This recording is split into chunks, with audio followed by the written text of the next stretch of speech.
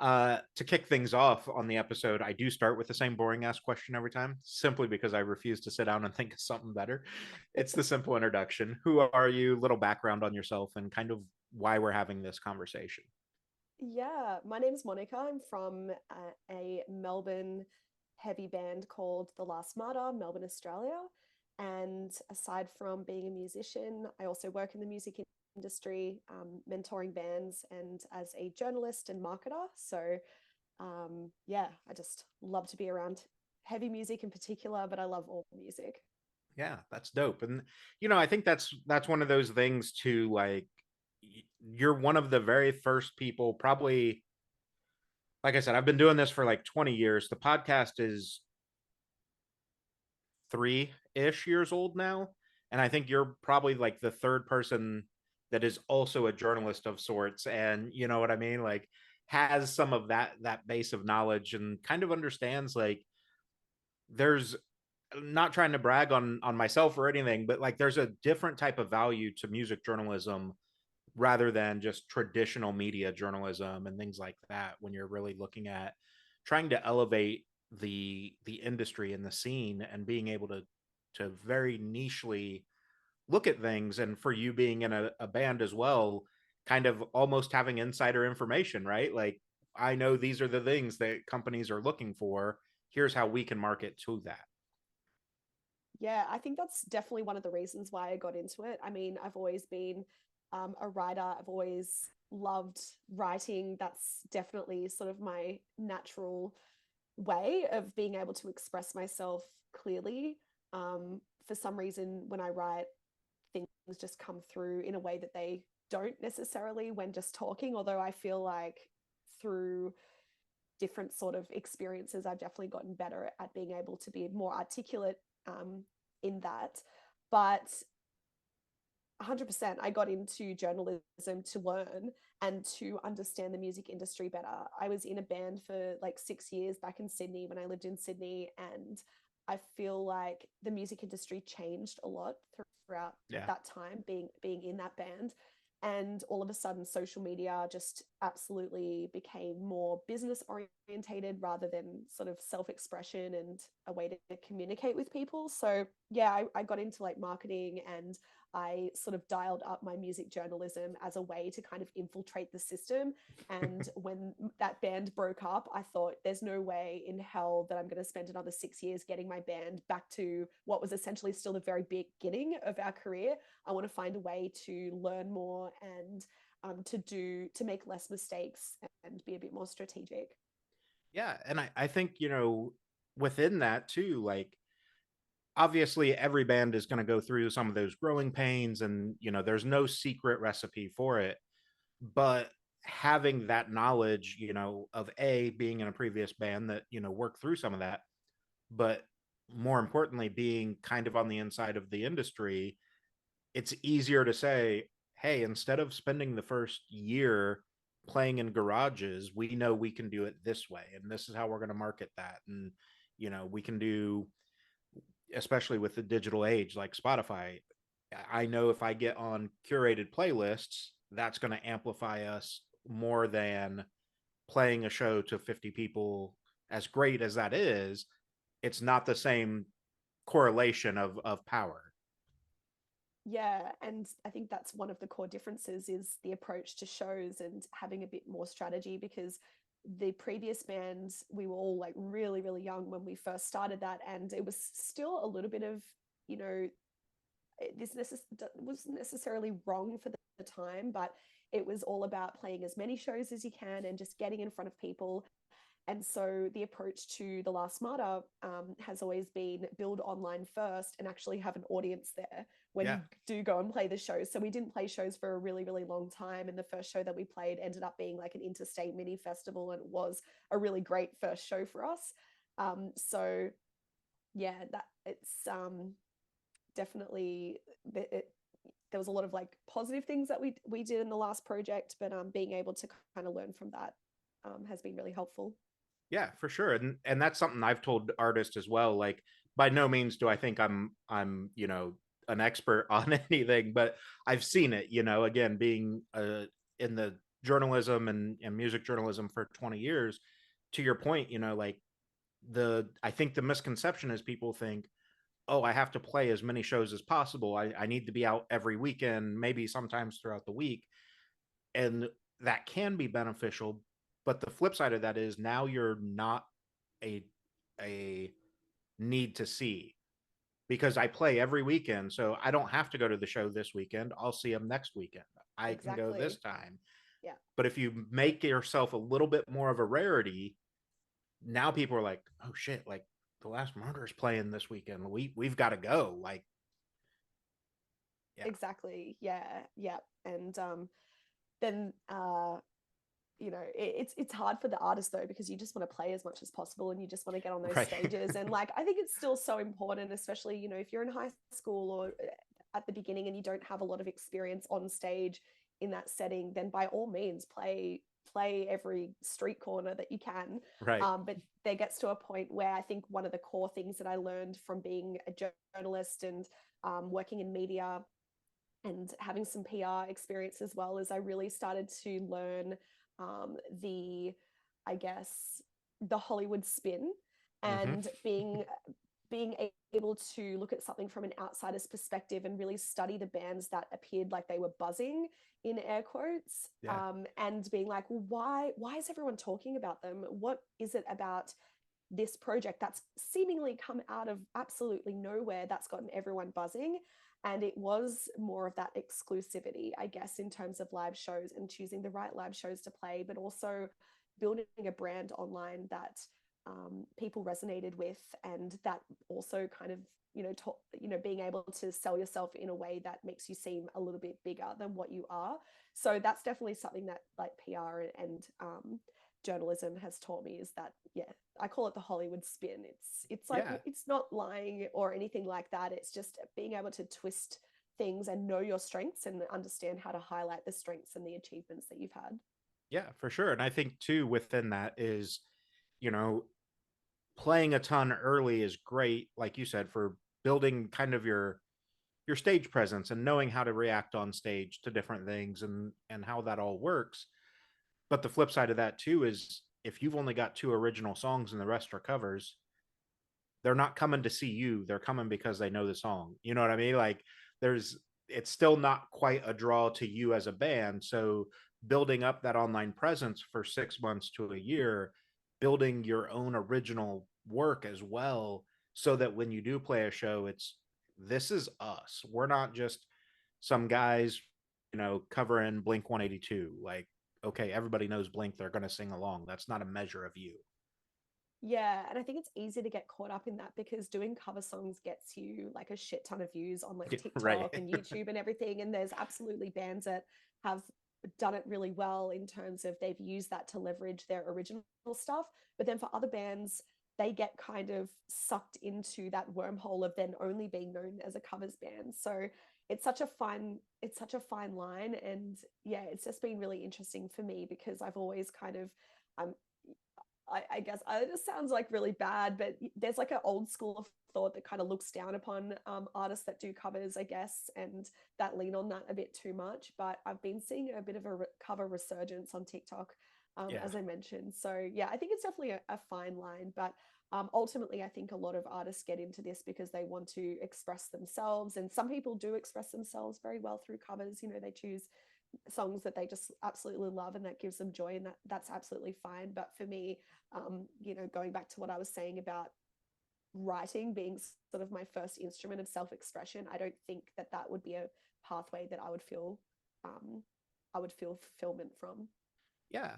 And that, I mean, I've talked to artists about that side of stuff too. Like it's you can tell the difference a lot of times in like really popular pop music, right? Like the top 40 stations and stuff. Not saying that some of those people aren't honest with their music or whatever, but the alternative and heavy music scene, pop punk, things like that, like the artists are writing about themselves and truly feel what these songs are. They're not having a bunch of guest writers and just singing somebody else's words. And I think that goes into the cover thing too. As much as you may resonate with a song, it's somebody else's words. It's not fully your story. Yeah. But yeah, I mean, everyone's different. My partner's a musician as well, and you know, he's been in original bands, he's been in cover bands, and honestly, he just gets. He's a bass player though, not Right. necessarily a songwriter. Although you know, he writes songs musically, just not lyrically, and he has absolutely no issue. He just wants to play, and that's totally fine as well. And he's actually taught me a lot about, you know, getting my head out of my ass and stop being so stuck up in that regard. And it's like sometimes I envy that Right. he can get just fulfillment from you know, just playing music for music's sake. And I'm at a point, at least, yeah, I haven't gotten to that point yet. I still want to have my original music, and I want to achieve all these big goals and everything like that. And I think that's fine, but also there's like a bit of a negative side to that too. Yeah, for sure. And I think, you know, it comes with time, and everybody's going to get fulfillment out of different things too, right? Like every artist in the music industry isn't fulfilled the same way. So, you Mm, know, there's definitely people that are more like you, where it's about writing the lyrics and telling these stories and being able to vocalize things. And then like your partner that's just like, I'm on stage playing a fucking guitar or a bass, you know, like I'm good. It doesn't matter. Like I'm having fun. And that's not to say one's more right than the other by any means. Um, but I think even if you go outside of the music industry, there's very much that same thing where some people find joy in painting and others are like, this is the most boring thing I've ever done. So yeah, you just, you got to find what works for you and what fuels you. yeah, absolutely. Yeah.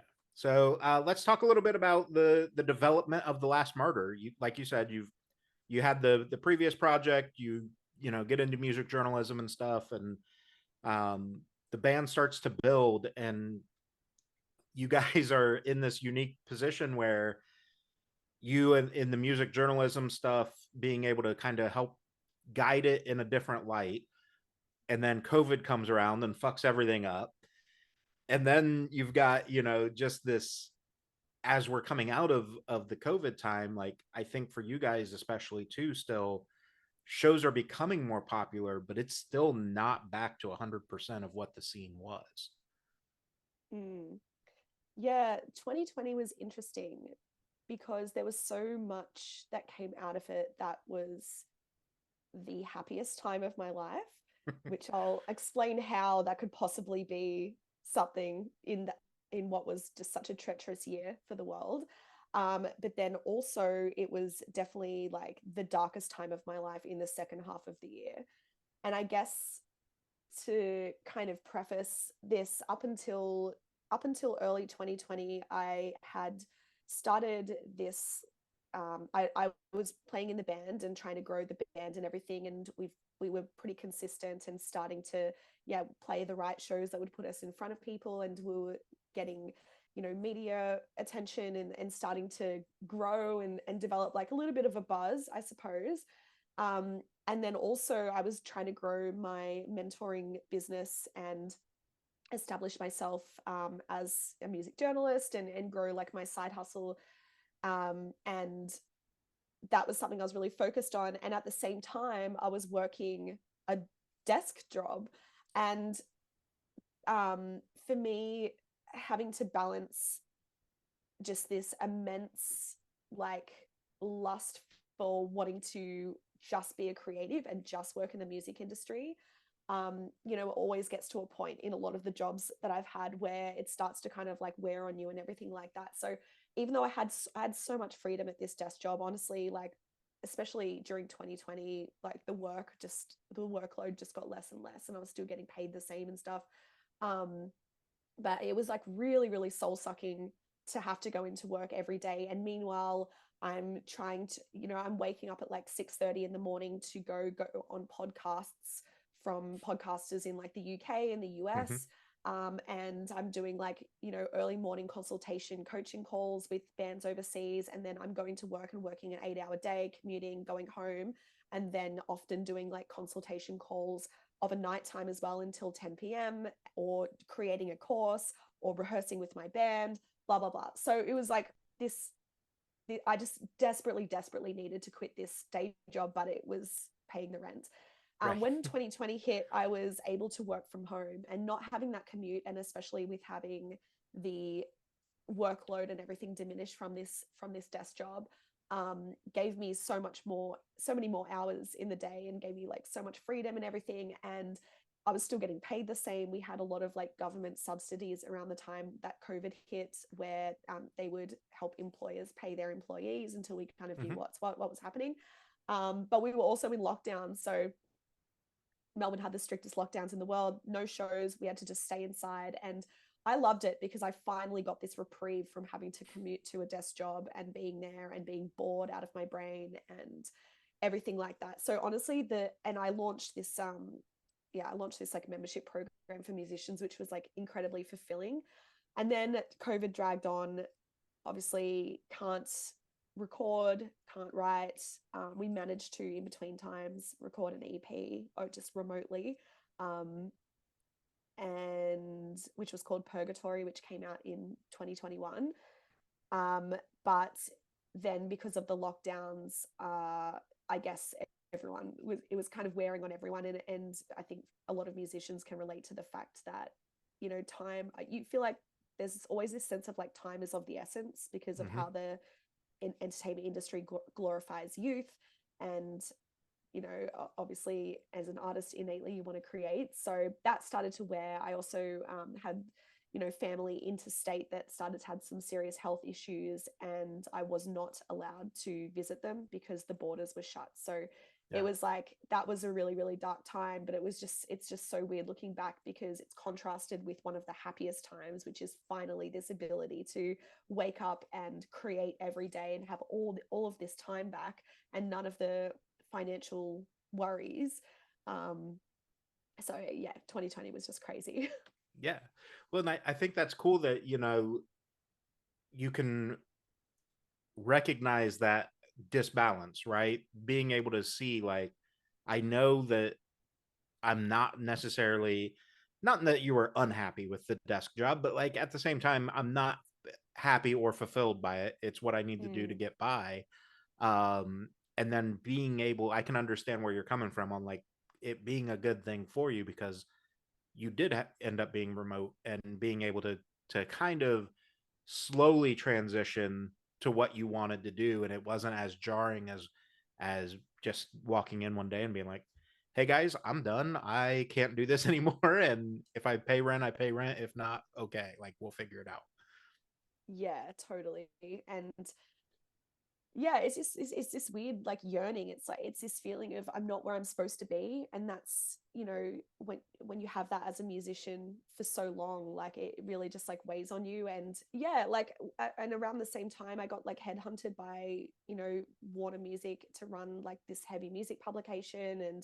Um and that was like income on top of everything else. And just to feel like stable and to be recognized by the music industry for my work also felt really good. But yeah, it was just a strange, very contrasting time.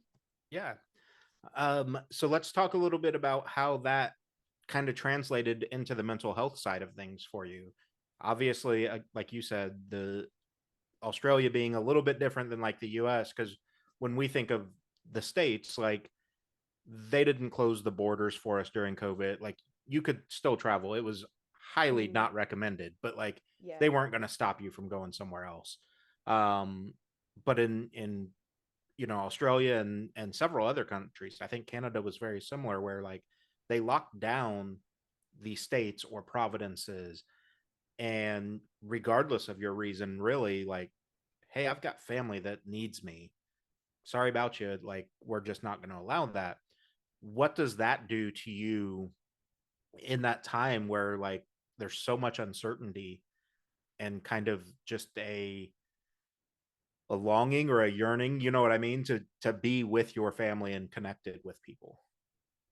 Yeah, well, I think any human being feeling, being told that they can't travel somewhere or can't do something that they would normally have the freedom to do is going to feel trapped and not going to feel good about being told that they can't do something. And it's strange because, you know Victoria, where I'm from, the state of Victoria had the harshest lockdowns in the whole of Australia. And so we were bombarded by all of this media and all of our families going like, what the hell, you can't travel more than 5 kilometers from where you live, which I think is like maybe like 3 miles or something. Yeah, like Possibly three and it's, a half, something like that. yeah, it's not far. You cannot you can only leave your house once a day to go for a 1 hour walk for exercise, and then you must return to your house.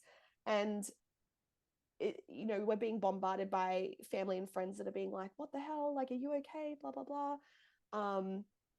And from our perspective, we're also being told like this is what's safest, and we're all not understanding COVID as much as what we do now at this point. So it was this weird, again, contrast where on one hand I actually like respected our government, and I understood why they'd put such harsh parameters in place, but at the same time it didn't feel good, and Right. it was it you know it felt like it was a bit beyond a joke sometimes. And so that's all happening for us down here. And so then I received a call out of the blue that my mum was having some health issues, and it was very sudden, and had to go into the hospital and have a very, very serious operation that has like quite a high mortality rate from. And she doesn't have, at the time she didn't have any family like near where she lived, and I was Right. really the only person that could be there for her. So I didn't think that that was going to actually affect me as much as what it did, but um, as the situation kind of unfolded, it started to bring up a lot of childhood wounds and like all of these things, and I was like, wow, like this is crazy. I never thought that this situation from my childhood was actually affecting me. And so then I had to go on my own mental health journey about figuring out how I was actually going to handle that, because there was literally nothing I can do. I tried everything to get an exemption to cross the border to be there for her in hospital and during her recovery and stuff like that. There was literally nothing I could do from a legal standpoint. All I could do was just, I guess, call her, and feeling so Yeah. powerless was just, yeah, awful situation. And it was kind of like a battle that I had to go through for about 6 months. But I'm glad that I went through that, because some really positive things came out of it Yeah. as well. Yeah. Well, and like you mentioned, the kind of the childhood trauma and stuff like that, I think that was one of those things. Obviously, people dealt with COVID differently and had different experiences, but I do think, that a lot of people going through those lockdowns was the first time that they actually had to face some of those, you know, locked away traumas or issues. And it's, I think, hopefully has moved more people into the like, cool, maybe we should be fucking talking about mental health. Like this is a Yeah. problem. Um, if you don't mind, go into that a little bit as far as like, recognizing this trauma kind of resurfacing and saying like, hmm, did I never deal with that? Or, what happened here and how is Yeah. this, or why is this affecting me now? Yeah, I mean, it's fascinating looking back, because I can put the pieces together so clearly with the retrospect. But at the time, I definitely, I kind of was seeing it a little bit, but now obviously I see it clearly, or clearer. So basically, like as I said, my mum doesn't have like a lot of family, and part of the reason for that is, and trigger warning here is, my auntie actually committed suicide when I was about 12 years old. And I wasn't close to her at all. I actually grew up in Singapore, so I had never met her many times, and my mum Yeah. wasn't super close to her either. And so I never thought that something like that happening would have any sort of effect on me. Um, Unfortunately, as well, my auntie's daughter, my cousin, who was the same age as me, actually also committed suicide a couple of many years later, when she Yeah. was 19, and left two small kids. And again, I was not close to my cousin, although I knew her better than my auntie, because we were the same age. Yeah. We were kids together and everything like that. And just like the horrors of leaving children behind, also is just, it's an awful thing to witness as well. So that's sort of two instances that happened, you know, during my childhood and teen years that I didn't actually think that I needed to process. I didn't grieve at the time because in my head I didn't know these people.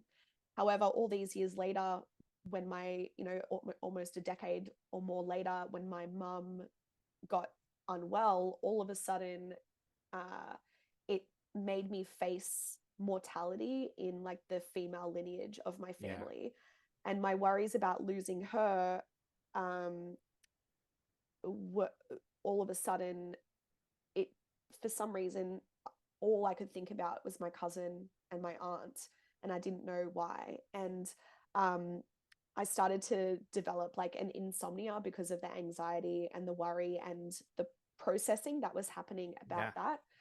um and it was even weird, like just going back to, yeah, just acknowledging like the female lineage. I would have like, this is so crazy, I've never shared this before, but it's just like, it's so wild how the brain works, and how, like, I also believe that there was like something that, I'm very spiritual as well, but I was Hmm. having dreams night after night about pregnancy, and finding out I was pregnant, or being a mum, or just about, I guess, other people, like babies, and like basically, yeah, just, it was all of this like female lineage in my family coming to the surface, and Yeah. I was dreaming about my mom and my auntie and my cousins, and it was literally all I could think about for 6 months.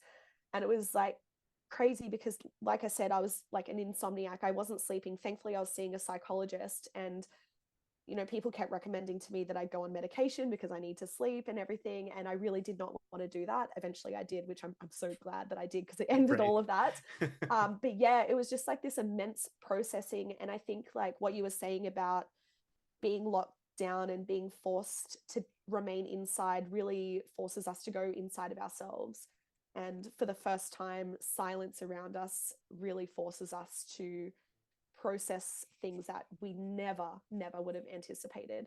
And out of that, you know, I mentioned there were some positives out of that. All of a sudden, out of the woodwork, my other cousin on that side of the family started to reach out to me more. Are you okay? Down in Melbourne, blah, blah, blah. Yeah. Which I never spoke to her really before that.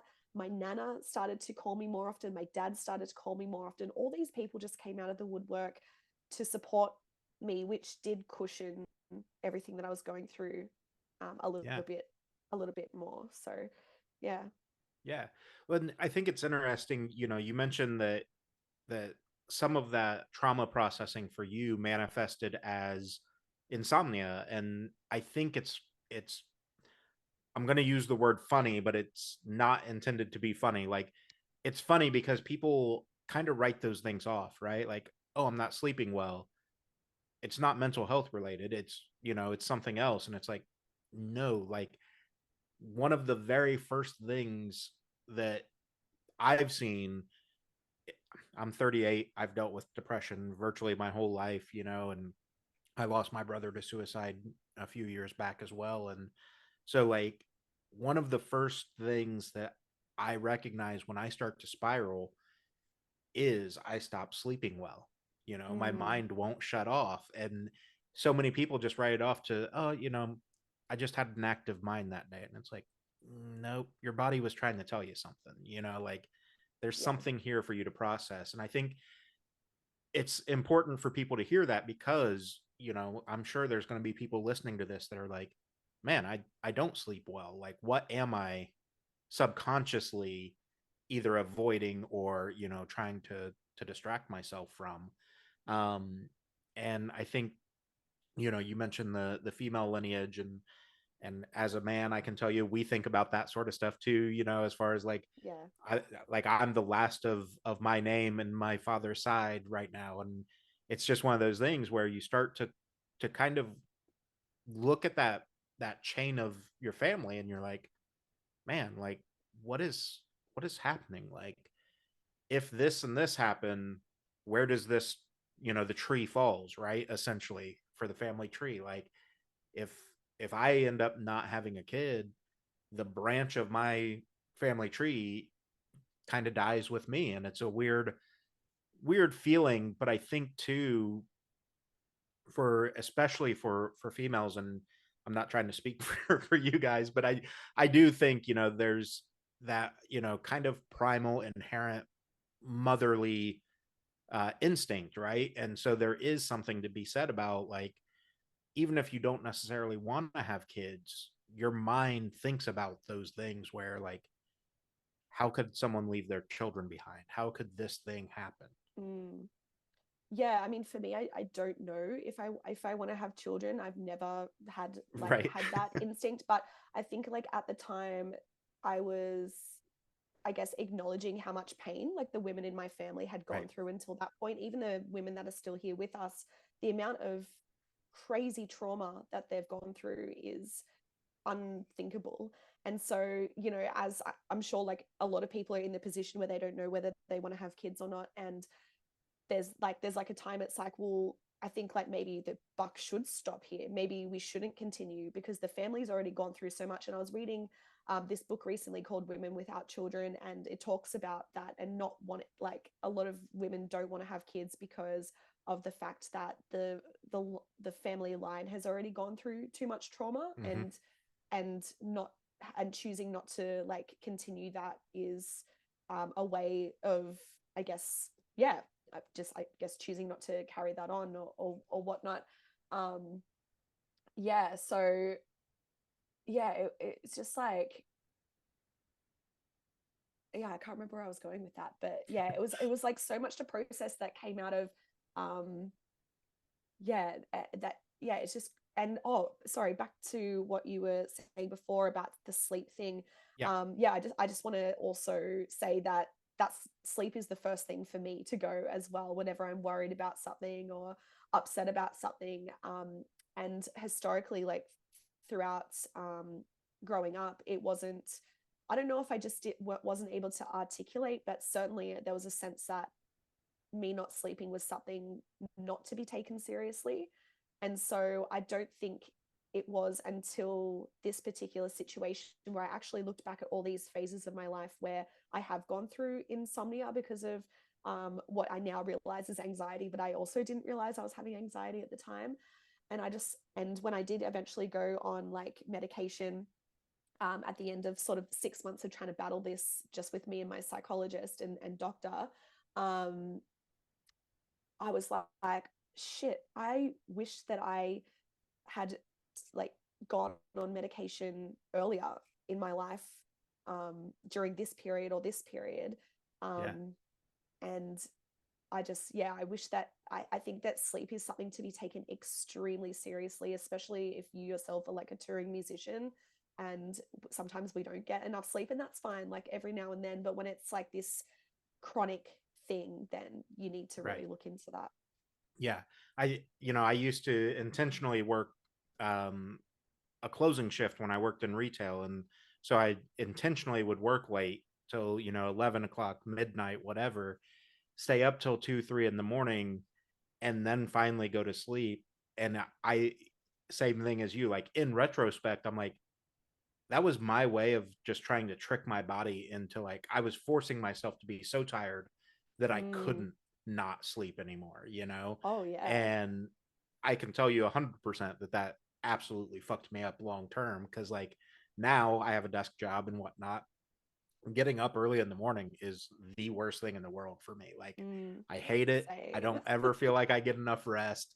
Um, and it's just this really weird thing. And I think you also mentioned, kind of the realization that you've had now where it's like, I, I wish I would have, sought help earlier. Like I mentioned, I'm 38 now. I literally just got my diagnosis earlier this year, and I've been dealing with depression as long as I can remember. I'm a three-time suicide attempt survivor. I lost my Mm. brother to suicide 5 years ago. And just this year, I was like, I'm going to go see somebody about this. And it's like, Mm. why did I allow myself to go so long before asking for help, or, trying to actualize it? And I think it's important for people to hear that, like, yeah, it's scary, right? To go tell a doctor, hey, something not physically is wrong with me, right? Like mentally, like if you walked in and you have a broken arm, cool. hey, I've got a broken arm, doc, I'm going to ask for help. But Yeah. when it's your mind, it does kind of mess with you a little more. But I think it's so important to take that step, because even just putting a name to what that thing is, whether it's anxiety, depression, borderline personality disorder, whatever it is, now you know how to kind of fight it and cope with it and figure out how to dismantle that so that you can move forward. Yeah, I think some of it is having the courage to be like, no, I am worth it. Right. And that's really, really contradictory to probably how you're feeling at the time. And I'm blessed in a lot of ways because I grew up in a family that was, I mean, for all the dysfunction that they had, um, my mum actually, my dad didn't believe in mental health at all. Everything was black and white until him. And I've actually seen his stance on that change in very recent years, which is another thing that came out of COVID, which was quite interesting. But my mum always encouraged me to go see counselors. Even as a child, like I was in counseling as a child, like through my parents' divorce, which was very, very traumatic to go through. But she was always an advocate for that sort of stuff. I saw a counselor in my teen years as well, and so I've always known that that was a resource that was available and that has helped me like in the Yeah. past. But I'm still someone who put off doing that or who didn't recognize the signs and everything. So it's like, um, it just goes to show like how serious, how we need even more sort of amplification around the fact that mental health professionals are just as important as physical health professionals, I think. Yeah. Yeah. But it's it always feels weird to say, because you hear so many say it in the wrong type of context, right? Like your mental health is linked to your physical health and vice versa. Unfortunately, a lot of people use that as kind of the jab that, well, you're out of shape and that's why you're unhappy. That's not what I'm saying at all. What I'm saying though is your mind is so fucking powerful that it controls all these things. So like it controls your appetite, it controls, your sleep and things like that. And it may not be, very likely is not that you're just a lazy person that doesn't want to get up and go to the gym or whatever. It's that your mind has adjusted everything in you and released these chemicals inside of you to say, no, that's not, something that feels good to me. And that's where, speaking to a mental health professional and doctor and potentially going on medication, I think is really helpful, because I think more often than not, I don't know the actual stats on this. So if I'm misspeaking, somebody can correct me. But, I think more often than not, the chemical imbalance is a big part of it, whether that's from some sort of trauma that caused it or not. So, an antidepressant is really kind of like a vitamin of sorts. Obviously, it's much different, but it's a vitamin of sorts to fix the chemicals in your brain so that the lows aren't as low, the highs can be higher. And, it's just so incredible to me, again, that kind of cohesion between the mind and body, but people want to treat them completely separate. Yeah, I think that we need to come at things, I think we need to come at mental health with, yeah, more cohesion in terms of mind and body. Because I feel like, whilst, in some times of my life where I have felt depressed, I felt like it was because of external situations that I was in, and internal things that maybe I hadn't dealt with. But also, I have gut issues, and Mm-hmm. there's such a clear link now in modern research between gut health and mental health. Yep. And so these two things aren't separate, and it doesn't mean that one is the 100% cause of the other and vice versa. It's like all a part of the human experience in our meat sack bodies. But yeah, it's very interesting. As like, yeah, I only sort of came across articles and research on the link between gut health and mental health. And I was like, oh boy, I think that's definitely, in my case, something that's been probably linked forever. Yeah. Well, and like you said, it may not be the entire cause, but Yeah, it amplifies it, you know, and if you can take away that amplification, then you can get to the root of the problem and figure out, you know, whether it's like celiac disease or whatever. Like, obviously, there's blood tests for some of those things, but maybe you just have some sort of intolerance for certain types of foods. But if yeah, your mind was right, maybe they wouldn't be as severe because you wouldn't be upside down in it. It's, I don't know, it's yeah. crazy, and I'm sure there's experts out there that could go into way more detail than either you or I. But um, it's you know, it's funny. I've had these conversations with so many people, and you know, that cohesion between mind and body. A lot of us have all said, like, again, the broken arm thing, right? Like, you wouldn't not go to the doctor for a broken arm. So why are you worried about going to the doctor when something's not right in your mind?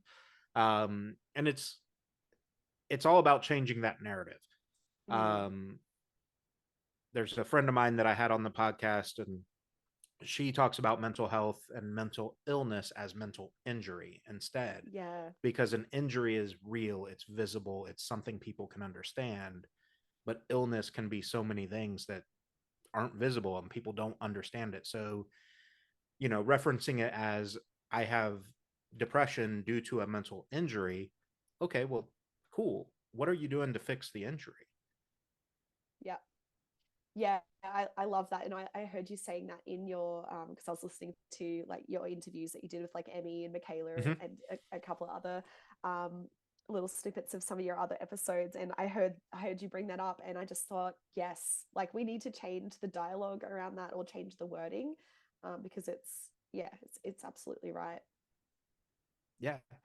And that's, you know, I talk a lot about the power of words in these conversations too. And it, if you're having a bad day and you go on Facebook and say, I'm so depressed because, you know, I had a flat tire today, it's like, that's not what real depression is. Can we stop doing Mm, that? Like, mm. let's let's normalize having a bad day. That's fine.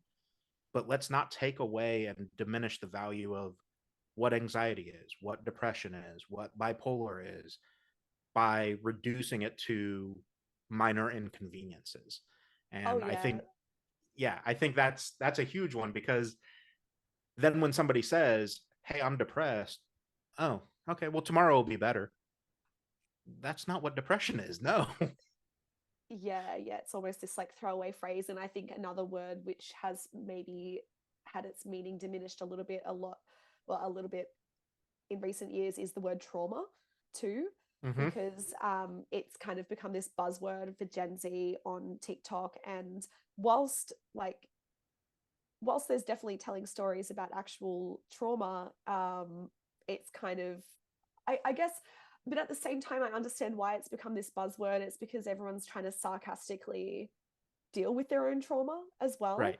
But I heard someone talk about uppercase trauma and lowercase trauma, and there could be a like difference between, I guess, like more minor trauma, but it's still trauma nonetheless, and the more like severe instances. But I don't know. I don't know Well, if we and need to even categorize things like in that way. But yeah, I guess like, yeah, that's just definitely a buzzword that's been floating around a lot. yeah, I totally agree. And you know, I think I forget who I've had that conversation with. It might have been Emmy. But talking about, like, so many people are scared to say, like, oh, you know, this traumatic thing happened to me, because as a society we've always played the, well, it could be worse type of stuff, right? Like, Mm, well, but there's starving kids in Africa. Okay, but that doesn't mean that this thing wasn't traumatic. Like, what's traumatic to you is valid, and you're allowed to be upset or traumatized by that thing. Just because somebody else had something worse happen to them doesn't make your issue less. Like, I think the example I used was, you we only say that around mental health, right? Like, if you had a broken arm, nobody's going to come up to you and be like, well, at least you didn't get shot. Like, okay, that doesn't make it fucking better. That's not healing this injury. Like, it's not doing anything Yeah. constructive necessarily. And look, I think there may be a few instances where sometimes it's like okay to think about, well, at least I've got a roof over my head at the Right. moment. And sometimes Putting it it is in those, perspective for sure.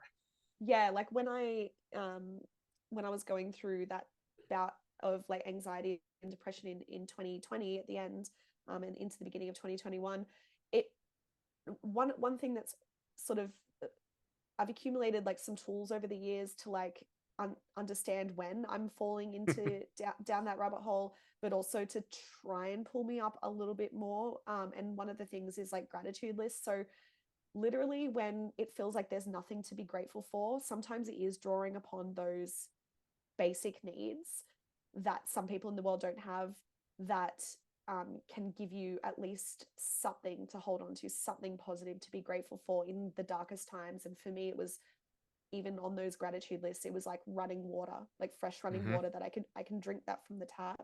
And Melbourne has the best water in Australia, and compared to a lot of places in the world, like the fact that I have like a roof over my head and I've got running water is absolutely huge. So sometimes there is a place like when you feel like you have absolutely nothing else and you want to pull yourself out, that you can draw on that.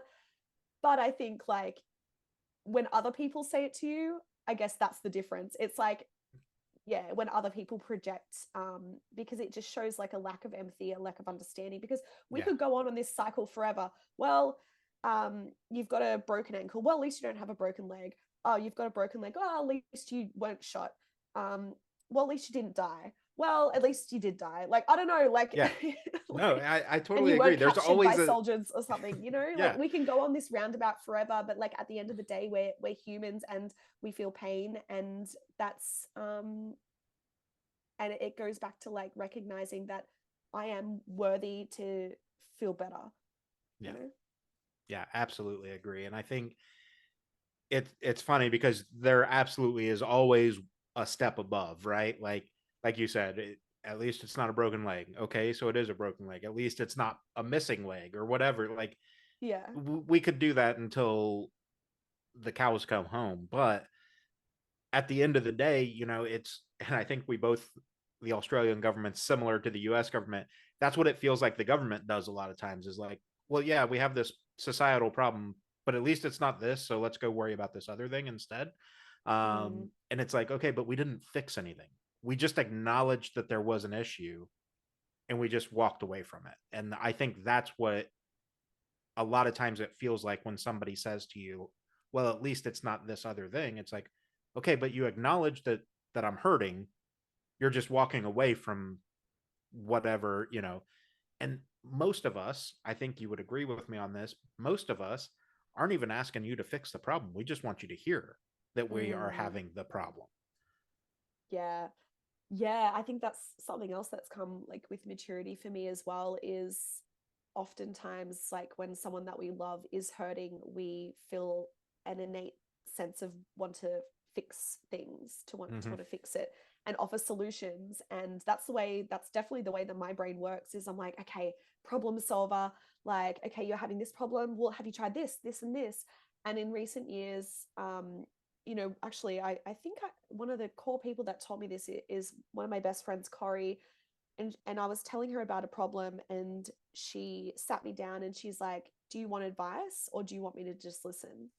That's And I was exactly like, what I've started doing to people. yes, oh my Yeah. gosh.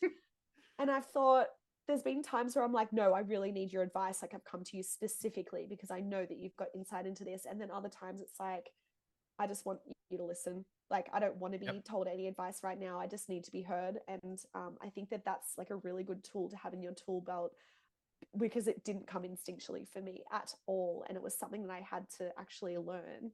But it can be really, really helpful to people. Yeah, for sure. I think, because I'm very much the same way. I've always been the fixer. And I'm easily one of the most empathetic people in my friend groups and all that. And I think there's some sort of connection with that. But I'm the same way.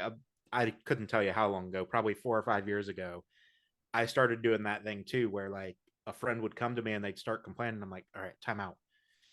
Before you continue, and I want to hear you out, do you just want to vent, or do you Mm, want me to help you find a solution for this?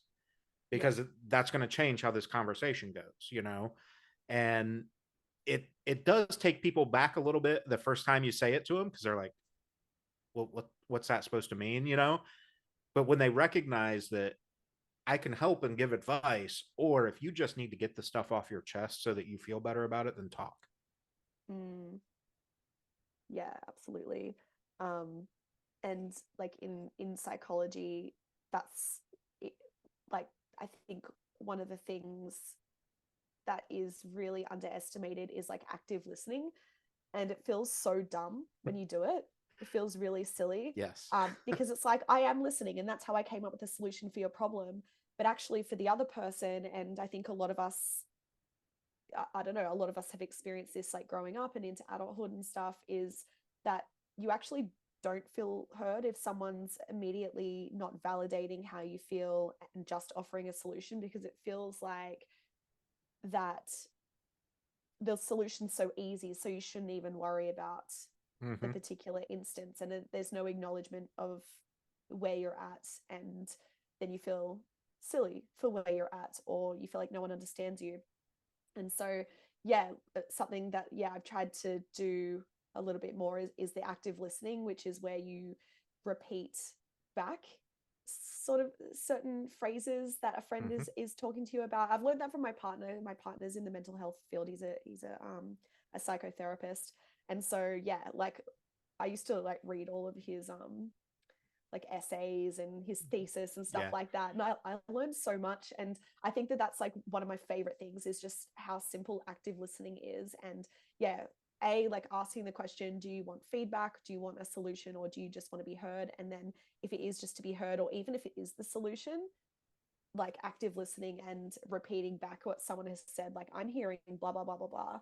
And it it's so powerful. It feels so silly when you do it, but it's really Yeah. powerful for the other Well, it's person. funny. It's funny you bring that up, because I actually, before connecting it to mental health, I learned that in my retail experience. I went to a sales counseling thing, and we were doing all these different exercises. And one of the things was exactly that. Like in a sales situation, if someone says, this is the thing that I need, blah, blah, blah, blah, blah, right? And you immediately go, okay, cool. It's this piece. This is how much it is, whatever. Well, that's just a transaction. That doesn't feel like you listened to them. But if you, Mm, repeat back, okay, cool. So this is the project that you're working on. This is what you want to do. Let's go over here. I think this piece is going to be great. This is what you can do, whatever. Same thing with people talking, when, hey, I'm having a really tough day. I had a flat tire. Then by the time I got to work, this happened. And when you slow down and, man, that really sucks about the tire. Like, you know, everything good, you get that taken care of. Like, take it apart and help them through it piece by piece, and yeah. show them that you heard their whole story, because that's the other side of us as fixers. The second we hear the end of a problem, we try to fix that problem, and it's like, okay, but that problem led to this other problem, which is actually the real problem that they need help with, and now I've done nothing to really help them or fix the situation. So yeah, Yeah. it's crazy. And I think, it's there's so much material out there now, especially with YouTube, TikTok. Like, you can go to find so many resources that are going to help you, even just be the friend that people can vent to or whatever. And again, you don't have to be the one to fix it, but if they're comfortable coming to you, then when, maybe counseling is the solution, and you're the one that suggests that, okay, well, I'm a lot more receptive because I know you care. You've shown me that. Mm. Or you've been an example, and Right. it's worked for you, and I admire you, or I look up to you, or respect you, whatever the situation is. And you're more likely to trust or be optimistic that something will work, yeah, Yeah. for you if a friend or yeah, someone that you respect or trust recommends it. Yeah, for sure. So kind of as we transition to the towards the end of this episode, I think we've got several more episodes you and I could do because there's tons of branches of this. But kind of one of the questions I've been doing on these podcasts is, it's super cliche, I know, so forgive me, but it's that traditional, like, knowing what you know now through your mental health journey. If you could go back and talk to a younger Monica, what would that conversation look like? What would you tell yourself in those moments? Oh, it always makes me like super emotional, like imagining a younger version of myself, because I'm like, oh, because no one knows what you truly go through Right. other than you. So, yeah, I think like I would definitely go tell myself that, I mean, first of all, to take the not sleeping seriously, because that is something to be taken seriously. And for a while I never told anyone. I would struggle in silence, and I'm still dealing with the repercussions of having a lot of anxiety around going to bed overnight, um and what, like, worrying that I'm not going to fall asleep, and then that makes you not sleep. So I think just like understanding how important sleep is, and just telling myself to take that seriously. Um, Secondly, I would definitely tell like little me that you are good enough, because that's just like such a core wound that I think a lot of us struggle with, that has so many different branches and repercussions over the years. And I actually saw this like psychic, when I was 17, I think, and she was like reading my fortune, and she, she was telling me like, yeah, about the future and everything, and she's like, I just want you to remember, you are good enough, you are good enough. And sometimes I hear her voice in my, I can't even remember anything about the reading whatsoever. It's like the one thing that stands out. And yeah, that was, I try and remind myself and have her words repeat in my head whenever I am feeling not good enough, I guess. And I would probably also, uh, in terms of like my more recent experience in like 2020 and 2021, I would probably allow, like, I would probably tell myself the to drop preconceived notions on what anxiety medication would Mhm. be. I thought that I was strong enough to deal with the insomnia and the anxiety and depression around my situation on my own. And I thought, I'm just going to work through this with my psychologist. But what happens is, I've realized that if it goes on for too long, like your pathways in your brain fire in a certain way. And I needed medication to intercept that, because once I'd strengthened that neural pathway in my brain to think a certain way and to feel a certain way, like, I needed something external, yeah, as I said, to Yeah. intercept that. So I would have gone on medication a lot sooner. And I was on it for a year, and like there's definitely like pros and cons. I wrote a song Sugar about going on SSRIs and the numbness that I felt, but I'm I'll never regret that decision, because the relief that I felt very, very quickly saved me, saved my mental health. So Yeah. I think they're the core things. You're good enough, take your sleep seriously, and don't be too good to go on antidepressants, because it literally changed my life. And in Australia, costs $5, $6, Yeah. which I'm so grateful for. Yeah. Way more expensive here in the US because, fuck big pharma. Very, But yeah, fuck them. but It's no, bullshit. I do love your examples, or kind of what you would say. It reminds me of, I had Matty Mullins on my other podcast, and we kind of touched on kind of what he would go back and tell himself, because he's a big advocate. And the medication thing, he kind of says the same thing, as far as like, you wouldn't you're not afraid to take ibuprofen for a headache, so don't be afraid to take what you need to alleviate anxiety or depression.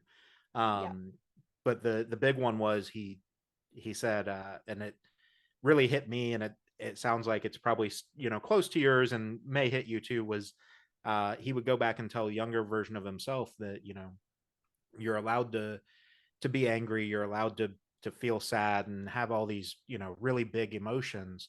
Um, but when it's time to be happy, you're allowed to be happy.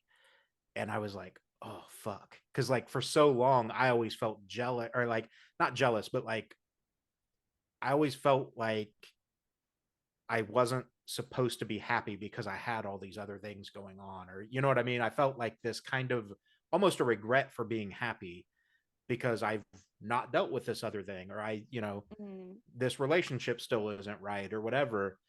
And hearing him say that, I'm like, yeah, how much of my life did I not fully invest in that happiness when I could have? Oh yeah, I'm so glad you brought this up because I was actually thinking about this earlier in our conversation. I just didn't vocalize it.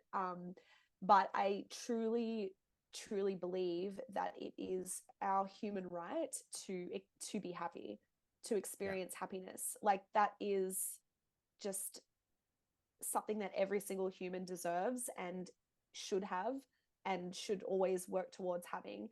And we have this, like I said, I'm super spiritual, so I think that like we are here like as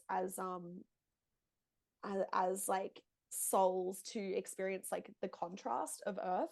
And that's something that I feel like I've had to come to grips with over the past few years, because even though I've experienced like anxiety and depression in very, very dark times, um I've still like for the most part being like really optimistic, even like throughout it all, like in other than those times. And I think the last few years, like I'm just realizing just how stark the contrasts like here can be in this like human experience. And so yeah, I think that we come here to experience the light and to experience the dark, and we cannot appreciate the light without having experienced the dark. And yeah, but the light exists for everyone, and it's a right for everyone, and we can and should experience it. Yeah. Well, I'm going to have to paraphrase it because I don't know the exact quote, but uh, stars are out even when the sun's out. You just can't see them because there's one thing outshining them. So you Mm, can only appreciate the beauty of a night sky when it's dark. And, I yeah. think to your point, like we all have these lights, and if you don't have any darkness, you can't see those lights. It's this weird dichotomy that you have to go through, and it is a heavy thing that you have to Mm, accept that, sometimes my life is not going to be perfect, but it should and will make me appreciate the good times that much more. yeah, it's like every action has an equal and opposite reaction, Yeah. the Yeah. one of those laws. So I think like that's something really important to remember, is if you can think back, if you are going through something really dark, think back to other times where you've seen the the pendulum swing the other Hmm. way, and understand that um this feeling isn't forever. So Yeah. yeah. Yeah. It is, again, it's very heavy. It's hard to deal with sometimes, but it is really important to kind of take stock in that and acknowledge it. So as we, wrap up here, Monica, I wanted to give you time. Obviously, I'll link all the socials and stuff too, but let's talk briefly about Burn It Down. You guys have a new single out. Super powerful. It's this, really kind of anthematic song when you break it down. What was it like, putting yourself in a position to kind of tell this story and this experience? Yeah, Burn It Down's an interesting one because, especially being in like a male dominated industry, I've always felt like a lot of pressure to not rock the boat, not be too feminist, not be too outspoken, because even just like because of inequality, I guess, and trying to fit into the mold and be one of the boys and everything. So this is one of the first songs I think that I've written that was very much from like a female perspective, or a uterus owning perspective, where I was witnessing rights in the US being taken away from women in terms of like Roe v. Wade, and also looking back at some of Australia's history where there's still there's states that only like legalized abortion just a couple of years ago, and that's fucked. Yeah. So you know, like even in the press release, like when I was doing quotes about the song, like I've still been afraid to like speak about this song openly because like being in metal, most, you know, 70% of our audience is male, but like um so I mean I try and write songs that a lot of people can relate to in terms of like inequality for like marginalized communities, but really the bulk of this tune is about being a woman and sometimes like how hard it can be and how the patriarchy has diminished like rights. It's instilled capitalism, which has only been in place for like a couple of 100 years and just really fucking us over, especially right now. And it's about being really pissed off about Yeah. that. So the song is just about like wishing that we could burn everything, all the systems down and starting again with what we know now and like a better attitude towards things. But there's also this moment in verse 2 where it's really soft and it's like talking about the fact that trying to fight all the time for basic human rights is utterly exhausting and Yeah. sometimes it feels lonely, especially in the music industry. As a woman, like there's not that many women that are going that I personally know at this time, and I really hope that I meet more through like touring and stuff that I can go to um as a support network. So that's one thing that I'm quite proud of, is showing that dichotomy. And whilst the song is a really angry anthemic, like let's all band together and like fight the fucking patriarchy and fight these oppressive systems that all of us, every single human, no matter our like gender experience, but then having this really soft moment in the verse that's like, and it's also hard, and it's also like you feel like the weight of the world is on your shoulders sometimes, but I feel like it's my duty to keep speaking up for these things. So I really like the song because of that contrast and like not being afraid to showcase that softness in lyrics and delivery, and musicality of the track. But yeah, I envision this track as like a theme song for some like crazy anime or something like Right. that. Yeah. That's kind of the vibe. Yeah, for sure. And I think, it is. I've had this conversation with several people. Um, in fact, I think it was David from Bellhaven and I that were talking about it. But the not to get crazy political, but to your point about, kind of these oppressive systems and the way that the systems, the politics of it just aren't set up the right way anymore. So burning it to the ground and starting new with what we know now, like here in America, we have Congress people that are well into their 70s and 80s. And it's like, how are you in touch with what is real right now? Like, why is Mm-hmm. there not an age? Somebody's going to shit on me about it, but Joe Biden, love him or not, like the dude's in his late 70s and just now going into, just got into a presidency. But in the normal workforce, we force people to start retiring at like 60, 65 years old. Like, so how is this a thing that we're allowing?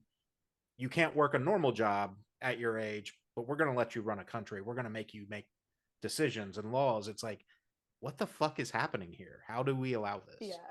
Well, it just always makes me think of that like the little TikTok clip that's like, how is the best case scenario Joe Biden? I don't know Right. if you've heard that. Yep.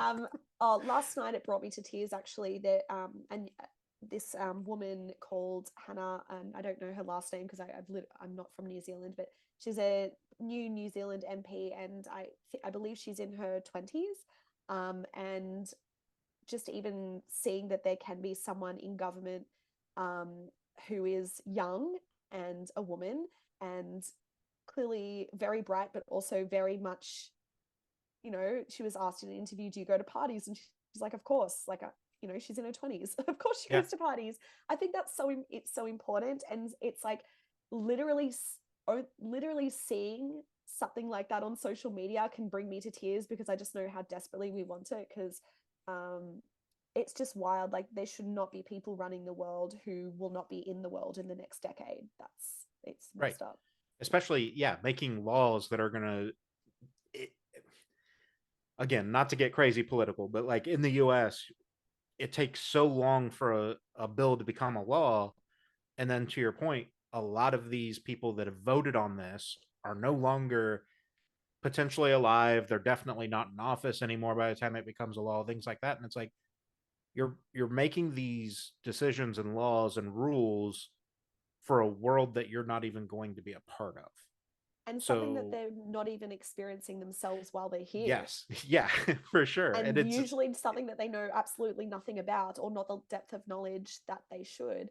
yeah, I mean, even here, we just had this big referendum about whether our First Nations people are allowed to have a say in in issues that affect them. It doesn't mean that there's going to be all these laws suddenly created. It just means that there is a First Nations representative in the government, um, in always, right. when it comes to discussions around issues that affect them. Like, they were here first. It's their land, always was, always will be. It, and disappointingly, and I really didn't think it was going to go this way, but I shouldn't be surprised. Disappointingly, the bulk of Australia voted no. And I think you're back. You broke up for a minute there, but you look like you're good now. okay, good. Yeah. Yeah. Anyway, to summarize, like, it's not that fucking hard to have people in government that are actually knowledgeable about the laws that they're creating, like, full stop. So, yeah. Yeah. Well, it's all government short of, the monarchy and patriarchy of the UK. Like most governments, when you go to a democracy, like it's intended to be a government for the people of the people. So like how are we Mm. going to not have everyone represented that we're trying to say that these rules apply to? To your point, the First Nations and for Australians and for us, the Native Americans or indigenous people here, like it is mind blowing that you're trying to make a rule or this law that affects a certain person, even if you just went male and female, right? Like you Mm. mentioned Roe v. Wade earlier. Like, why are we not letting the women have this fucking discussion? Me as a man, like I'll help support any way I can or whatever, but like I should not be the figurehead talking about the fucking issue. Period. You muted yourself.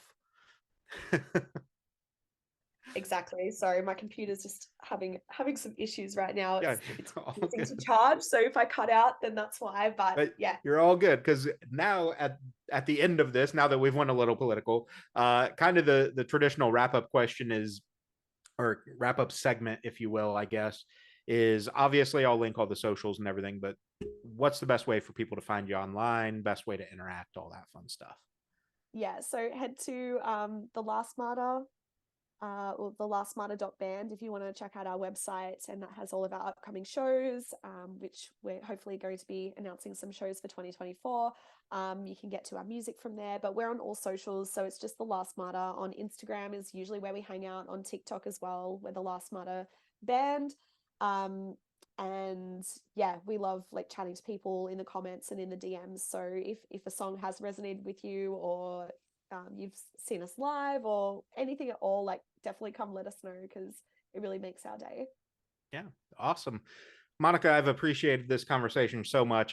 Like I said, I think there's several more episodes we could do because we can definitely get hyper specific on some of this. So we'll definitely be Yeah. talking in the future. But musically, I think you guys are in this really cool space where, um, you know, it's heavy and alternative music, especially right now, is in such a in incline, I guess, a growth period, if you will, and has so many eyes and kind of spotlights on it. It is becoming more and more accepted. So to have someone in the space like you that's willing to talk about these issues and really make it personal and a advocacy of equality and just empowerment in general, regardless of race, religion, sex, whatever, like we all, like you said earlier, we're humans. We all have the right to be happy and explore what it means for us to have this human experience. And I think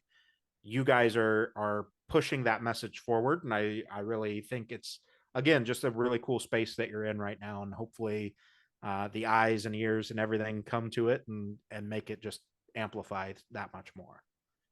Thank you. And, you know, appreciate you having a platform that we feel safe to actually talk about these things. Because, yeah, listening to some of your episodes, I just think that they're so powerful. And I know that there's a lot of musicians who are sharing about certain things for the first time on your platform. So, yeah, thank you so much for facilitating that and then getting the message out to the wider community. Yeah, absolutely. Thank you so much. You go enjoy the rest of your day. I'm probably going to go to bed soon because I got up at 4 this morning for no reason. Oh, no. So, so I'll keep you posted on when this goes live. I believe we're looking at, uh, I won't do it on Christmas Day. It was supposed to be that week. So it'll probably be like Wednesday, the 2 days after Christmas, that it'll go live. Yeah, for sure. Um, but yeah, thank you so much for having this talk, and we'll definitely stay in touch. Thank you. Thanks so much, Josh. And yeah, I hope you have a relaxing evening. Awesome. Thank you. Bye.